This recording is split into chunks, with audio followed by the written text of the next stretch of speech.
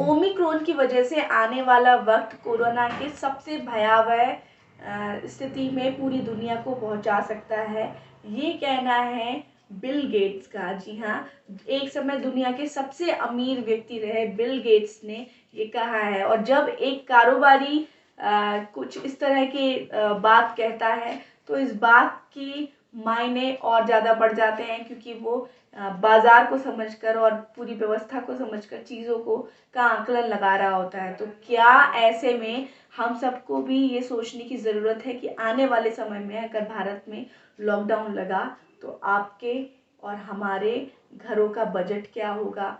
क्या हमें उस तरह की फिनेंशियल प्लानिंग करने की ज़रूरत है? क्या वाकई अभी हम उस डेंजर जोन के नज़दीक हैं? और क्या वाकई हमें ओमिक्रॉन और तीसरी लहर के बारे में सोचना चाहिए? नमस्कार, मैं हूँ शिवांगी। बोलते पन्ने पर आप सभी का स्वागत है। यह कोविड-19 अपडेट्स का वीडियो और आज की अपडेट है कि हरियाणा की गवर्नमेंट ने घोषणा की है कि 1 जनवरी से उन लोगों को पब्लिक स्पेसेस में एंट्री नहीं मिलेगी, बैंकों में, मॉल्स में और दफ्तरों में एंट्री नहीं मिलेगी, जिन्होंने कोविड की दोनों डोज नहीं लिए हैं।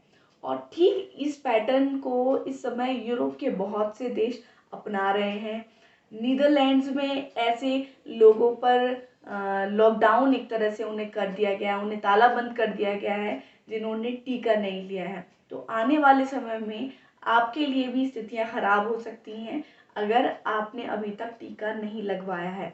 हो सकता है स्थितियां दो तरह से खराब हो सकती हैं। एक तो ये कि सरकार जिस तरह से रेस्ट्रिक्शंस लगा रही है, अभी एक राज्य सरकार ने लगाया है और आमतौर पर ये ट्रेंड देखने को मिला है कि जब एक स्टेट गवर्नमेंट इस तरह का करती है और वो भी सेंटर में जिसकी पावर रही हो, जैसे भाजपा शासित राज्य है हरियाणा, तो हरियाणा ने अगर ऐसा किया है तो उम्मीद है कि बहुत से दूसरे राज्य भी लगभग ये करेंगे। पंजाब ने आज नोटिफाई किया कि वहाँ जो सरकारी कर्मचारी हैं वो अगर तो कोविड का वैक्सीन नहीं लेंगे तो उन्हें उनका कुछ सैलरी डिडक्शन होगा। तो ये एक दो अपडेट्स हैं। एक इम्पॉर्टेंट चीज़ ये है कि हालात ओमिक्रॉन की वजह से कितनी तेज़ी से बदले हैं। अगर हमें इसको समझना हो तो उसके लिए दो डेट्स हम याद कर लें। 2 दिसंबर को देश में ओमिक्रॉन का पहला मामला, पहले 2 केसेस कर्नाटका में मिले और आज हम 22 तारीख में हैं, तो 20 दिन हो गए हैं। 20 दिन में देश में 200 से ज़्यादा कोविड के ओमिक्रॉन वेरिएंट के केसेस मिल चुके हैं और 15 स्टेट्स में ये केसेस मिले हैं। तो ये जो स्पीड है, जिस तेज़ी से ये वेरिएंट फैला है और इसके केसेस अब मिल रहे हैं, ये बताता है कि बहुत ही जल्दी ही हो सकता है कि हमारे लिए स्थितियाँ बिगड़ जाएं, बदल जाएं।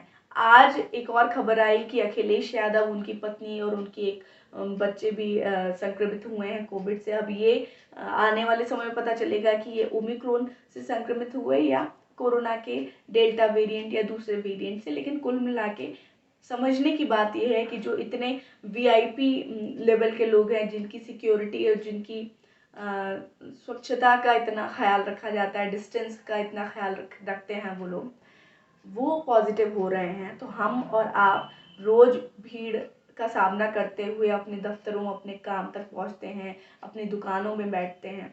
हमें सिर्फ कुछ बचा सकता है आज के दौर में भी, तो सिर्फ 3 चीज़ें हैं: मास्क, सोशल डिस्टेंसिंग और वैक्सीन। इन तीनों चीज़ों को, अगर आपने वैक्सीन लगवा ली है बहुत अच्छा, लेकिन आप ये नहीं सोच सकते कि वैक्सीन लगवाना ही कारगर होगा। उसके लिए आपको हमेशा मास्क और प्रॉपरली मास्क पहनना ज़रूरी है। जितना हो सके उतना डिस्टेंस बनाने की ज़रूरत है। तो ये कुछ और चीज़ें हैं जो जानने वाली हैं। अगर आपके मन में ये सवाल है कि ओमिक्रॉन से क्या वाकई हमें डरने की ज़रूरत है, तो हाँ, 2 उदाहरणों से इस बात को समझा जा सकता है कि ओमिक्रॉन आने के बाद असल में हमें सतर्क रहने की ज़रूरत है, ताकि तीसरी लहर और तालाबंदी के डर से हम बच पाएँ। अगर हम बच पाएँ तो ये ब्रिटेन का अगर हम उदाहरण लें तो ब्रिटेन दुनिया का ऐसा देश है, बल्कि कहें कि चंद देशों में से ऐसा है जिसने अपनी आबादी से करीब 4 से 5 गुना ज़्यादा वैक्सीन खरीद रखी है, जिसके पास इतनी ज़्यादा तादाद में वैक्सीन है, जो बूस्टर डोज ऑलमोस्ट आबादी को लगा चुका है। जबकि हमारे यहाँ दूसरी डोज ही बहुत सारे लोगों को नहीं लग पाई है, करीब 40% लोग ही हमारे यहाँ पूरी तरह से वैक्सीनेटेड हैं। और ब्रिटेन बूस्टर डोज बहुत तेज़ी से लगा रहा है, 18 साल से ऊपर के सभी लोगों को, वयस्कों को लगा रहा है। ब्रिटेन में 12 साल से बड़े बच्चों को कोविड वैक्सीन लगाई जा चुकी है। हमारे यहाँ हमें पता ही नहीं है कि बच्चों को वैक्सीन कब आएगी। इस सब के बावजूद ब्रिटेन आज के दौर में और एक तरह की तालाबंदी से घिर चुका है। वहाँ पर दोबारा लोगों को वर्क फ्रॉम होम में लौटना पड़ा है और सरकार एक तरह की एक फिनेंशियल क्राइसिस की स्थिति से दोबारा गुजर रही है और हालात बेहद ख़राब हैं। और ब्रिटेन के साथ खास बात यह है कि ब्रिटेन का एक शहर पिछले 2 साल से कोरोना का एपिसेंटर बना हुआ है, ठीक उसी तरह जिस तरह हमारे यहाँ महाराष्ट्र और केरल में लगातार कोरोना से ये राज्य ग्रस्त रहे हैं और लगातार यहाँ पर पहली और दूसरी लहर के दौरान बहुत तेजी से संक्रमण फैला और लंबे समय तक बना रहा। ठीक ऐसा ही लंदन में चल रहा है और ठीक ऐसा ही चल रहा है अमेरिका के न्यूयॉर्क सिटी शहर में। और ये शहर इस समय अमेरिका में कोरोना का एपिसेंटर बन चुका है। और कुछ अभी नवंबर में ही अमेरिका के वैज्ञानिक एंथनी फाउची ने कहा था कि हमें अभी डरने की ज़रूरत नहीं है और अभी अमेरिका में डेल्टा वेरिएंट ही सबसे डोमिनेंट वेरिएंट है। लेकिन इस इतना कहने के बाद 1 महीना भी नहीं गुजरा है और अब अमेरिका में 75% कोविड के मामले ओमिक्रॉन वेरिएंट के हैं। तो और अब बाइडेन लगातार कह रहे हैं कि लोग वैक्सीन लगवाएं और वहाँ पर भी बूस्टर डोज लगने की तैयारी पूरी हो चुकी है और वहाँ लंबे समय से बच्चों को वैक्सीन मिल रही है। भारत में जैसा कि मैंने बताया कि वैक्सीन नहीं मिल रही। तो ये 2 बड़े देश, ये 2 अमीर देश, ये 2 ऐसे देश जिनकी ओर भारत और भारतीय हमेशा से देखते आए हैं, इन देशों को बहुत ही ख़राब स्थिति में ओमिक्रॉन ने पहुंचा दिया है। ऐसे में खतरा पूरा है और खतरा लगातार बना हुआ है कि बहुत तेज़ी से हो सकता है ओमिक्रॉन वेरिएंट फैल जाए। अभी सरकार के ही एक वैज्ञानिक पैनल की रिपोर्ट आई जिसमें कहा गया कि ओमिक्रॉन की वजह से देश में तीसरी लहर आएगी, जो कि फरवरी में अपने चरम पर होगी। फरवरी में चरम पर होगी का मतलब है कि अगले 2 महीने बाद हम हो सकता है कोरोना की तीसरी लहर का सामना कर रहे हों और फरवरी में वो अपने चरम पर हो। और इस समय अगर हम बात करें, इस समय कोरोना के हर दिन करीब 6 से 7 हज़ार या कभी कभी 5 हज़ार केसेस भी आ रहे हैं। तो हो सकता है आप ये सोचें कि अभी तो स्थितियाँ बहुत ठीक है, लेकिन इसको ऐसे समझने की ज़रूरत है कि एक लहर जो शुरू हुई थी, जो अपने चरम पर पहुंची, जो अब नीचे आई है, वो बिल्कुल अब अपने ख़त्म होने की स्थिति में है। जब वो दूसरी लहर अब ख़त्म हो रही है, तब ही तीसरी लहर की शुरुआत हो सकती है। तो ये समय बहुत ज़्यादा अलर्ट रहने का समय है और इसी वजह से हाल में इनफैक्ट 1 दिन पहले ही केंद्र सरकार ने राज्यों को चिट्ठी भेजी और कहा कि वो अपने यहाँ जो भी बड़े आयोजन होते हैं, शादी और समारोह और तमाम तरह की चीज़ें, उन पर धीरे धीरे प्रतिबंध लगाना शुरू करें क्योंकि हालात बिगड़ सकते हैं। इन सब के बीच सबसे इम्पोर्टेंट चीज़ ये है, उत्तर प्रदेश में चुनाव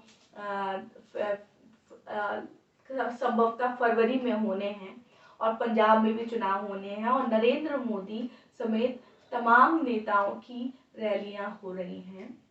उत्तर प्रदेश में बहुत बड़ी बड़ी रैलियां हो रही हैं और पंजाब में भी रैलियों का दौर शुरू हो गया है। दूसरी तरफ गोवा में भी चुनाव होने हैं जहां रैलियां हो रही हैं। तो तमाम एक तरह से कहें कि पूरे देश में इस समय चुनावी रैलियों का भी दौर है, जिस पर किसी की नज़र नहीं जा रही है क्योंकि हमें उस तरफ सोचने ही नहीं दिया जा रहा है। तो ये दौर बिल्कुल हमें ठीक उसी समय की याद दिलाता है जो दूसरी लहर से पहले का दौर था, जब पश्चिम बंगाल के में विधानसभा चुनाव होने थे, हरिद्वार में कुंभ चल रहा था और हमें लग रहा था कि हम कोरोना को जीत चुके हैं, कोरोना की जंग जीत चुके हैं। और ठीक उसी समय पलटी खाई और कैसे हम एक बहुत बड़ी त्रासदी में फंस गए। लगभग हम सब ने अपने अपनों को खोया है, तो हम दोबारा से उस स्थिति में पहुंच सकते हैं। WHO का कहना है कि भले ये कम सीवियर दिखता हो, भले इसके मरीजों को की मौत होने की संख्या कम हो, लेकिन क्योंकि ये बहुत तेजी से फैल रहा है तो ये बहुत सारे लोगों को बीमार करेगा।